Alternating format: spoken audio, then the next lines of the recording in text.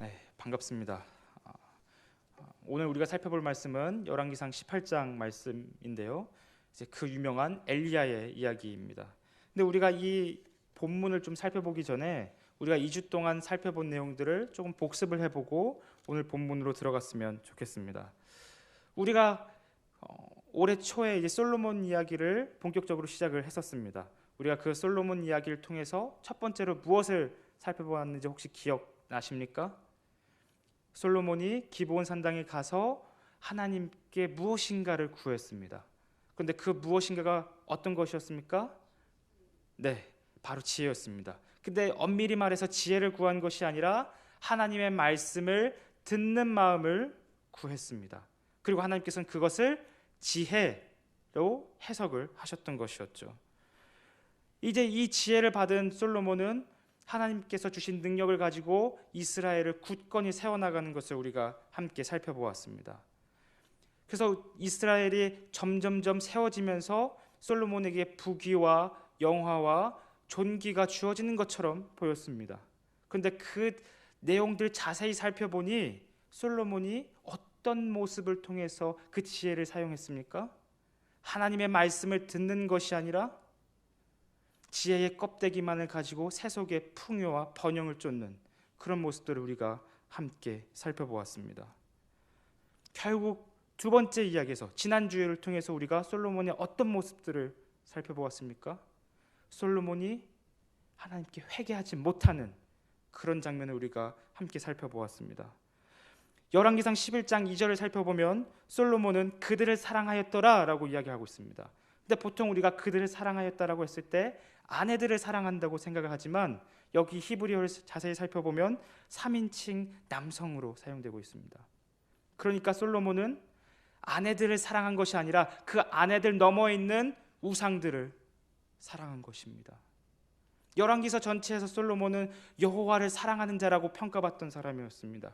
그런데 이 11장에서 무엇이 드러났습니까? 솔로몬이 하나님 사랑하는 것을 포기하고 우상들을 사랑하는 것을 우리가 솔로몬 이야기를 통해서 볼 수가 있었던 것입니다. 하나님을 사랑했던 왕이라고 평가받던 솔로몬마저 이런 삶을 살았다면 열왕기 전체에 등장하는 수많은 왕들의 모습은 어떻겠습니까? 풀보듯 훤하다는 것입니다. 이제 우리는 북이스라엘 역사상 가장 최악의 왕이라고 불리는 아합 왕 시대 때 활동했던 엘리야의 이야기를 살펴볼 것입니다. 먼저 본문 1절과 2절입니다. 많은 날이 지나고 제3년에 여호와의 말씀이 엘리야에게 임하여 이르시되 너는 가서 아합에게 보이라. 내가 비를 지면에 내리리라. 엘리야가 아합에게 보이려고 가니 그때 사마리아에 기근이 심하였더라. 오늘 본문은 하나님께서 엘리야에게 아합 왕에게 보이라 라는 명령으로 본문이 시작됩니다. 근데 지금 북이스라엘의 상황이 어떤 상황이 있습니까? 본문 1, 2절을 자세히 살펴보시면 기근이 아주 심한 상황이었습니다.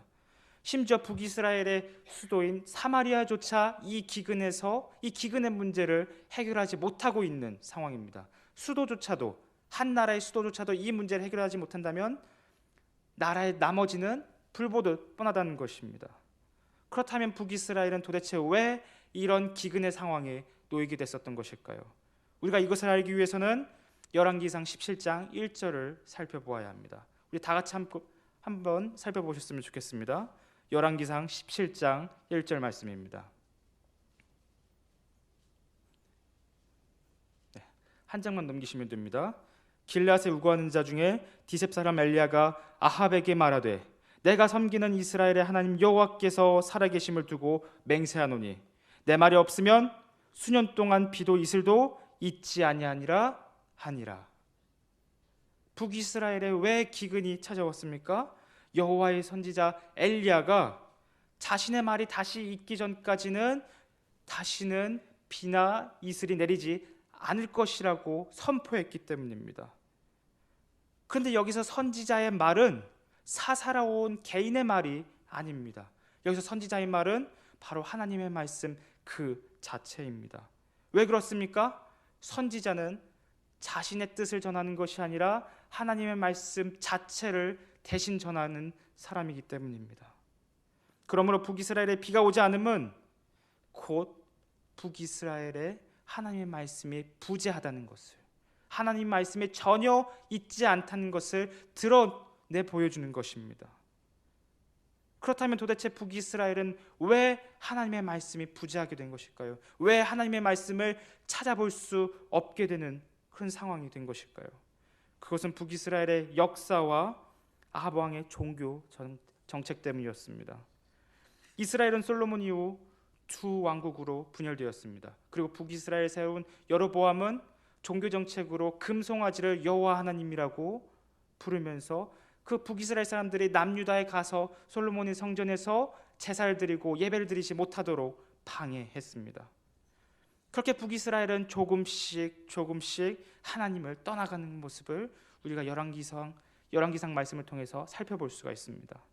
그런데 그런 상황 가운데서 아합 왕이 무슨 정책을 펼쳤냐면 바알이 바로 북이스라엘의 신으로, 바알이 우리의 하나님으로 그런 정책을 펼쳤었던 것입니다. 그래서 아합은 열왕기서 전체에서 가장 악한 왕으로 평가되는 왕이기도 합니다. 바알 종교 때문에 북이스라엘은 이제 더욱더 타락하는 모습이 가속화되어 가고 있었습니다. 하나님은 이런 상황 가운데서 자신의 백성들을 살리시기 위해 어떻게 행동을 취하실까요? 이들을 어떤 방법을 통해서 이들을 살리실까요? 이제 엘리야는 하나님의 말씀대로 아합 왕을 만나게 됩니다. 본문 16절에서 17절 말씀인데요. 오바댜가 가서 아합을 만나 그에게 말하매 아합이 엘리야를 만나러 가다가 엘리야를 볼 때에 아합이 그에게 이르되 이스라엘을 괴롭게 하는 자여 너냐? 사랑하는 성도 여러분, 엘리야를 만난 아합의 반응이 어떻습니까? 아합은 엘리야에게 뭐라고 비난하고 있습니까? 이스라엘을 괴롭게 하는 자라고 비난하고 있습니다. 여기서 괴롭게 하는 자라는 이 히브리어 단어는 어떤 뜻이냐면 한 사람의 행동으로 많은 사람들이 괴롭게 되고 해로운 영향을 받는 것을 의미합니다. 그런데 이 히브리어 말이 어디서 등장하냐면 여호수아 7장에서 등장합니다. 여호수아 7장 25절 말씀인데요. 여호수아가 이르되 네가 어찌하여 우리를 괴롭게 하였느냐? 여호와께서 오늘 너를 괴롭게 하시리라니 온 이스라엘이 그를 돌로 치고 물건들도 돌로 치고 불사르고. 이 여호수아 7장 말씀은 어떤 상황이냐면 이제 이스라엘이 약속의 땅에 들어가서 첫 전투인 여리고성 전투를 수행하고 나서의 일입니다. 그런데 이 여리고성 전투에서 아간이 하나님께 바쳐진 여리고성의 물건을 훔치는 그런 범죄를 저지르게 됩니다. 그렇기 때문에 이스라엘은 하나님의 진노 아래 놓이게 되면서 이스라엘 전체가 아간의 범죄 때문에 괴롭게 되는 그런 상황이 발생하게 되었습니다. 그러므로 이스라엘을 괴롭게 하는 자여 라는 이 아합 왕의 비난은 엘리야가 이 아간과 같이 이스라엘을 괴롭게 하는 자이고 엘리야가 이 아간과 같이 죽어 마땅한 존재라고 생각을 하며 비난했었던 것입니다. 그렇다면 아합 왕의 입장에서 엘리야는 누구에게 범죄한 것입니까? 여호와 하나님께 범죄한 것은 아닐 것입니다. 엘리야는 누구에게 범죄한 것이냐면 바로 아합 왕이 섬기는 바알에게 범죄한 것이라고 생각했던 것입니다. 엘리야가 섬기는 여호와 하나님 때문에 이스라엘에 3년 동안 폭풍과 비의 신인 바알이 활동하지 못했고 비가 내리지 못했다고 비난하고 있는 것입니다. 이런 말에 엘리야는 오히려 이렇게 되묻습니다. 본문 18절인데요. 그가 대답하되 내가 이스라엘을 괴롭게 한 것이 아니라 당신과 당신의 아버지의 집이 괴롭게 하였으니 이는 여호와의 명령을 버렸고 당신이 바알들을 따랐습니다. 본문에서 엘리야는 아합에게 뭐라고 반문하고 있습니까? 아합 왕이 바알을 섬겼기 때문에 이스라엘이 괴롭게 되었다고 반문하고 있습니다.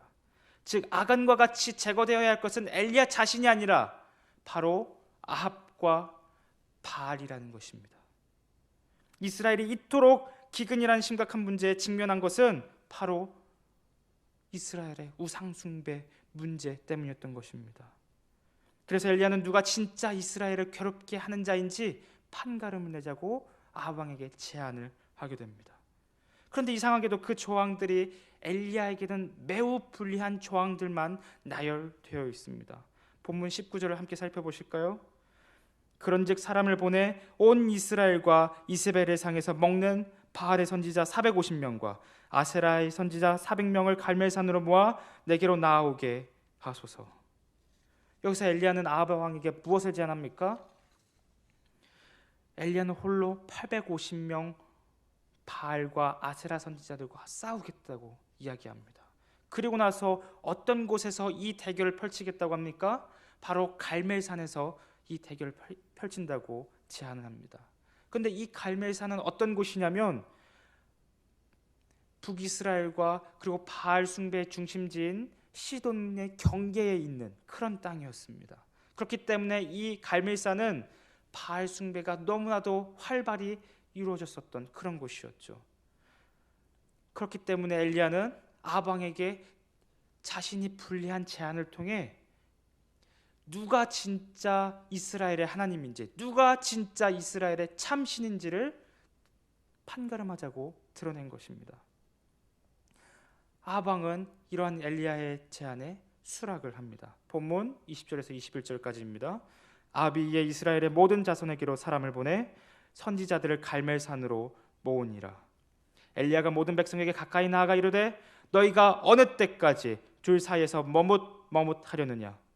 여호와가 만일 하나님이면 그를 따르고 바알이 만일 하나님이면 그를 따를지니라 하니 백성이 말 한마디도 대답하지 아니하는지라. 아합 왕은 엘리야의 이 제안을 수락하면서 이런 생각을 했을 것입니다. 이번 기회에 북이스라엘에 있는 여호와를 숭배하는 자들 다 없애버려야지, 이런 생각을 가지고 이 제안을 받아들였을 것입니다. 근데 우리가 지금 살펴본 본문 21절에서 주목해서 보아야 할 표현은 바로 이것입니다. 너희가 어느 때까지 둘 사이에서 머뭇하려느냐? 이 표현을 우리가 주목해서 보아야 합니다. 왜냐하면 여기서 머뭇한다, 이 말은 히브리어에서 절뚝거린다는 뜻입니다.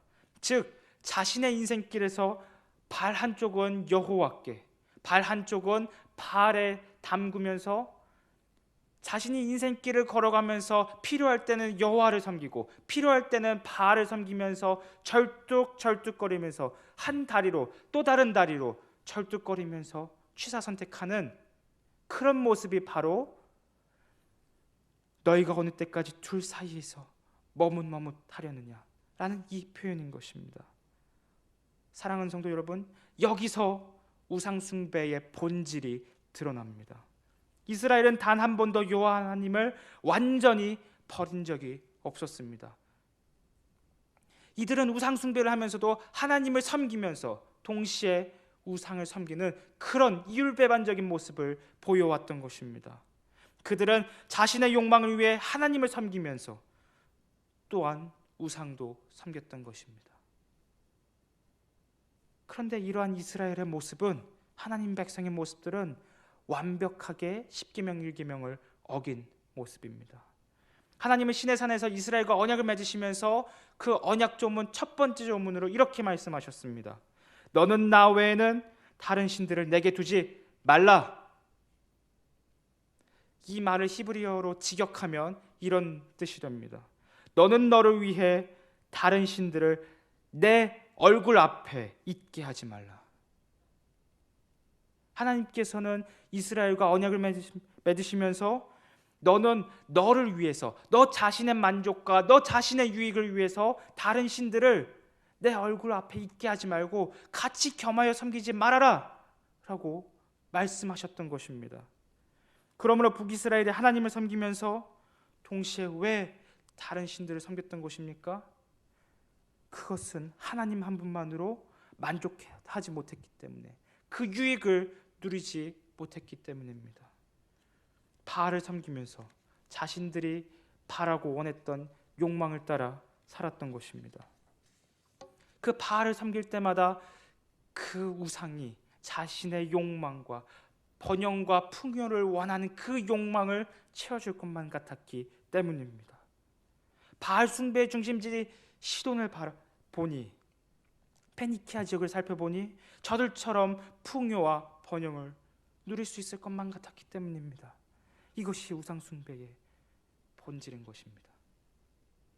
이 문제는 비단 북이스라엘의 문제만이 아닙니다. 우리 또한 세상의 가치를 그리스도보다 우선으로 생각했을 때 우리 또한 우상 숭배를 하는 자라는 것입니다. 우리 또한 북이스라엘과 같이 인생길을 절뚝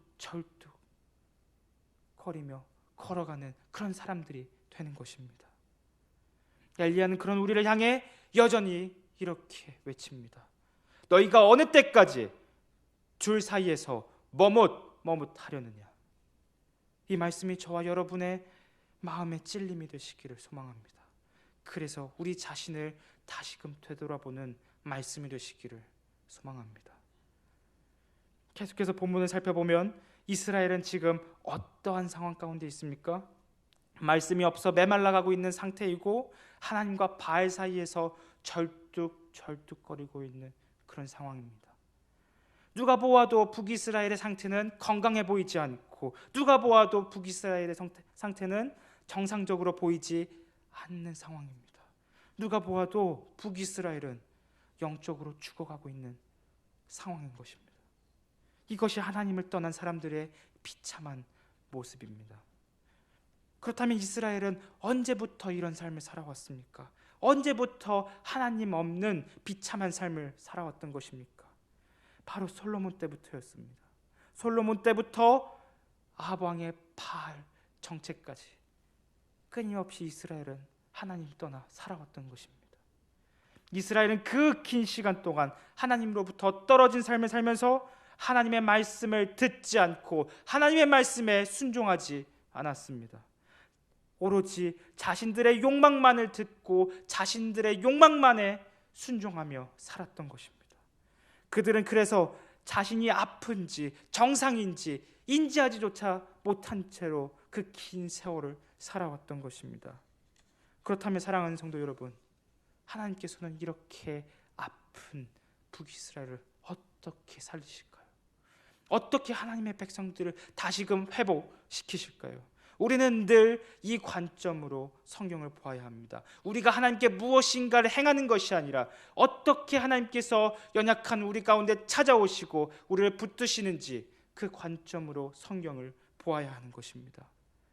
그래서 우리가 그 다음으로 주목해야 할 표현은 본문 21절에 엘리야가 모든 백성에게 가까이 나아가라는 표현입니다.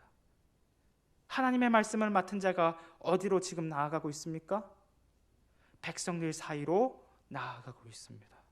이것은 말씀이 없어 메말라가고 절뚝거리는 하나님의 백성에게 하나님의 말씀이 먼저 다가가고 있는 장면을 보여주고 있는 것입니다.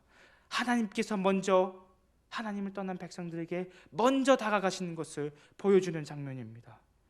여기에 모든 하나님의 백성들의 소망이 있습니다. 왜냐하면 하나님께서 먼저 다가가시는 곳에 회복의 역사가 일어나기 때문입니다. 계속해서 본문을 살펴보면 좋겠습니다. 본문 30절에서 31절 말씀입니다. 엘리야가 모든 백성을 향하여 이르되 내게로 가까이 오라.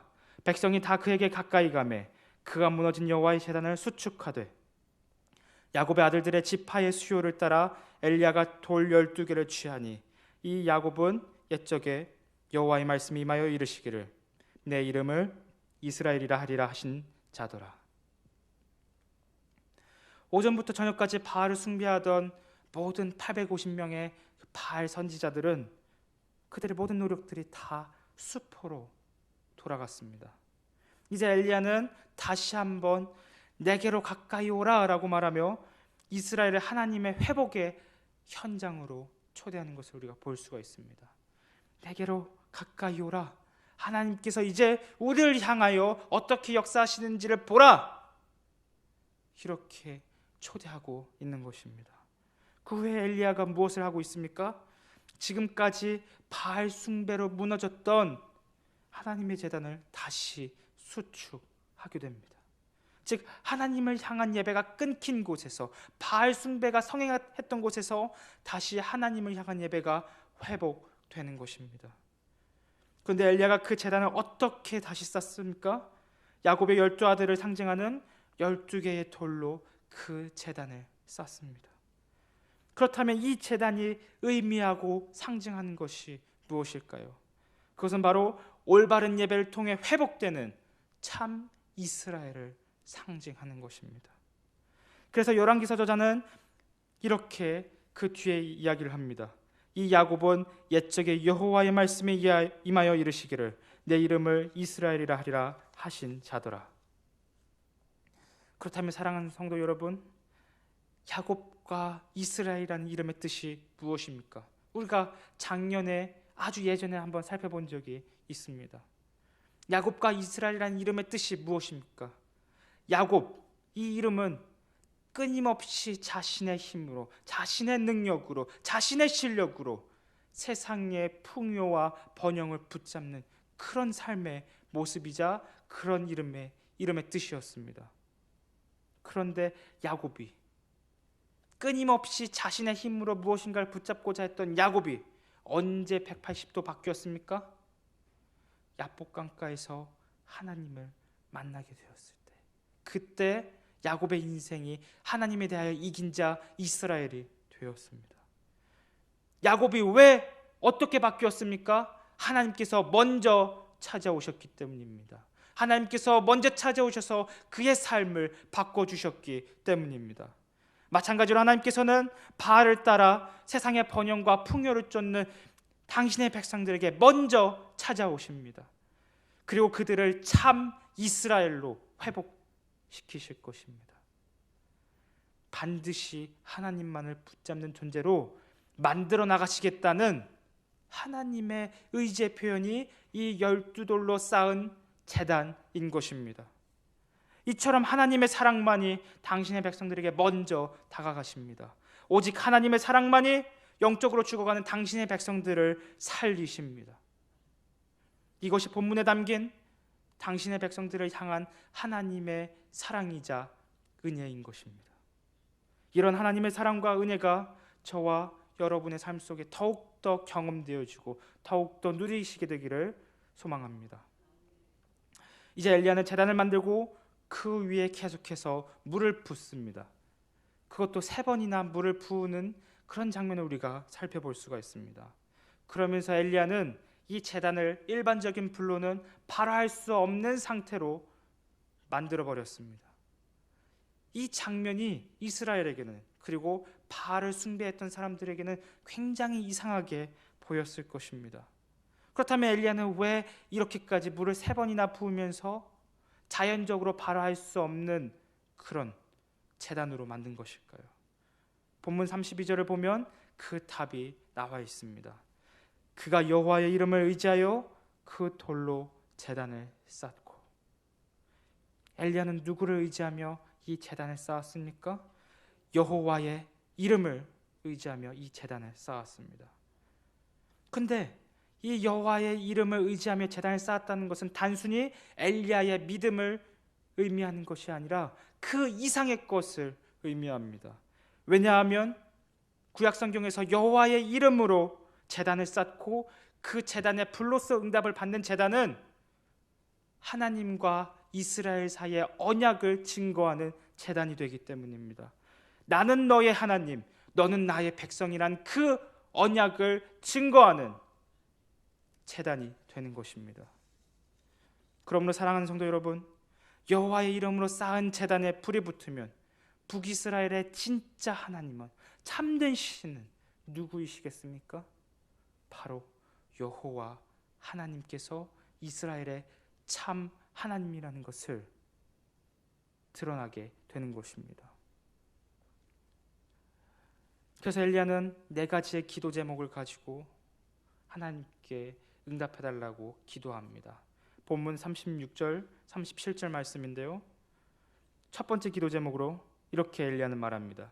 주께서 이스라엘 중에서 하나님이신 것과, 두 번째로 내가 주의 종인 것과, 세 번째로 내가 주의 말씀대로 이 모든 행하는 것을 오늘 알게 하옵소서. 이 기도 제목이 이스라엘로 하여금 알게 하여 주시옵소서. 이스라엘 중에서 하나님이 여호와 하나님만이 유일하신 하나님이신 것과 엘리야 자신이 하나님의 종인 것과 그리고 자신이 하는 이 모든 행동들이 다 하나님의 말씀에 순종하고 듣고 행하는 것임을 이스라엘이 깨닫게 해달라고 기도합니다.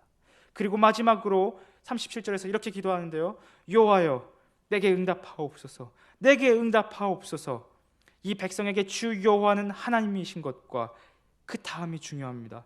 주는 그들의 마음을 되돌이키심을 알게 하옵소서.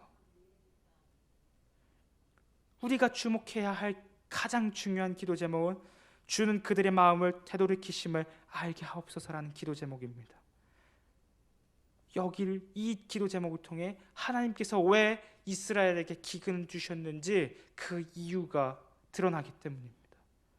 하나님께서 이스라엘에게 기근을 주셨던 이유가 무엇입니까? 물리적인 기근을 통해 하나님 말씀의 부재를 그들의 삶으로, 몸으로 깨닫게 하시기 위해서였습니다. 그리고 그 물리적인 기근을 통해 자신들에게 정말 중요한 것은 이 세상의 가치나 이 세상의 떡의 문제나 이 세상의 어떤 풍요와 번영의 문제가 아니라 오직 하나님과 하나님의 말씀뿐이라는 것을 깨닫게 하시고 그리하여 하나님께로 돌아오게 하시기 위해서 이 기근을 주셨던 것입니다. 이제 하나님께서는 엘리야의 기도에 응답하셔서 불로써 그 제단에 응답하십니다. 그렇다면 누가 이스라엘의 참된 하나님이십니까? 여호와 하나님께서 이스라엘의 참된 하나님이신 것입니다. 여호와 하나님만이 이스라엘의 참된 하나님이심을 목격하게 된 수많은 하나님의 백성들은 이렇게 외칩니다. 본문 39절인데요. 모든 백성이 보고 엎드려 말하되 여호와 그는 하나님이시로다. 여호와 그는 하나님이시로다 하니. 그렇다면 사랑하는 성도 여러분, 우리가 지금까지 이 이야기를 살펴보면서 열왕기서의 첫 번째 독자인 바벨론 포로기에 있는 이 하나님의 백성들은 이 말씀을 어떻게 읽었을까요? 이 말씀을 읽고 들으면서 무엇을 깨달았을까요? 하나님께서는 열왕기상 18장에서 기근을 통해 바알을 향했던 이스라엘의 마음을 하나님께 향하도록 바꾸셨습니다. 기근을 통해 이스라엘 마음을 바꾸셨던 것입니다. 그런데 신명기 18장에서 기근은 포로로 추방되는 것과 같이 하나님께서 이스라엘에게 주시는 언약적 저주입니다. 기근과 포로는 이스라엘이 하나님을 떠났을 때 주어지는 언약적 저주인 것입니다. 그런데 이 기근을 통해서 하나님께서는 이스라엘이 다시 하나님께로 돌아오도록 만드셨습니다. 그렇다면 지금 바벨론 포로기 70년 동안 살아온 이 사람들이 이 말씀을 읽었을 때 무엇을 깨달았겠습니까? 우리가 지금 겪고 있는 이 포로 생활이 이 70년이라는 기간을 통해 하나님께로 우리가 하나님께로 돌이키게 하시기 위해서 주신 형벌이자 동시에 축복이구나. 이것을 바벨론 강가에서 깨달았을 것입니다. 하나님께서 이 언약적 저주를 주시는 이유가 무엇입니까? 기근과 포로 생활을 주시는 이유가 무엇입니까? 그래야만 하나님의 백성이 진정으로 살기 때문입니다. 하나님의 백성이 진정으로 하나님께로 돌아올 수 있기 때문입니다. 엘리야 시대에 하나님은 여호와의 이름이 있는 제단에 불로써 응답하셔서 하나님께서 이스라엘의 언약의 하나님임을 드러내셨습니다. 동일하게 하나님은 포로기에 있는 이스라엘에게 새 언약을 통해 하나님께서 여호와 하나님이심을, 언약의 하나님이심을 드러내실 것입니다. 그래서 예레미야 선지자는 포로기에 있는 이스라엘을 향하여 이렇게 선포합니다. 예레미야 31장 31절에서 33절 말씀인데요. 여호와의 말씀이니라. 보라, 날이 이르리니 내가 이스라엘 집과 유다 집에 새 언약을 맺으리라. 이 언약은 내가 그들의 조상들의 손을 잡고 애굽 땅에서 인도하여 내던 날에 맺은 것과 같이 아니할 것은 내가 그들의 남편이 되었어도 그들이 내 언약을 깨뜨렸음이라. 여호와의 말씀이니라. 여기까지 보면 하나님께서는 시내산에서 맺은 그 언약을 통해 이스라엘의 하나님이 되셨지만 이스라엘은 하나님을 떠났다는 것을 고발하고 있습니다. 그런데 33절에서 예레미야는 이 새 언약을 이야기하기 시작합니다. 그러나 그날 후에 내가 이스라엘 집과 맺을 언약은 이러하니 곧 내가 나의 법을 그들의 속에 두며 그들의 마음에 기록하여 나는 그들의 하나님이 되고 그들은 내 백성이 될 것이라. 여호와의 말씀이니라. 마음에 하나님의 말씀이 기록된 것, 그것이 바로 새 언약인 것입니다. 이제 이스라엘은 이 새 언약을 통해 여호와 하나님께서 유일하신 하나님이시며 자신들의 하나님이심을 깨닫게 될 것입니다. 이제 말씀의 결론입니다. 사랑하는 성도 여러분, 그렇다면 이 새 언약은 어떻게 이루어졌습니까? 누구를 통해서 이루어졌습니까? 우리 다 함께 누가복음 22장 19절 20절 말씀을 살펴보면 좋겠습니다. 누가복음 22장 19절에서 20절 말씀입니다.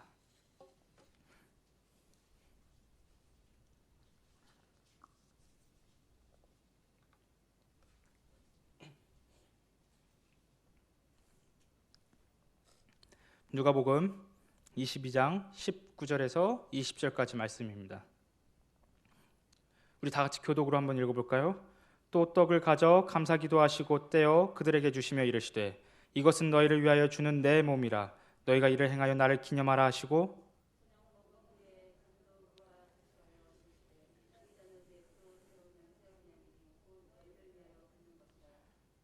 새 언약이 언제 어디에서 이루어졌습니까? 바로 예수 그리스도를 통해서, 그리스도의 십자가 죽음을 통해서 이 새 언약이 이루어졌습니다. 그렇습니다. 새 언약은 예수 그리스도의 그 십자가 사건, 그 부활 사건을 통해서 맺어지게 된 것입니다.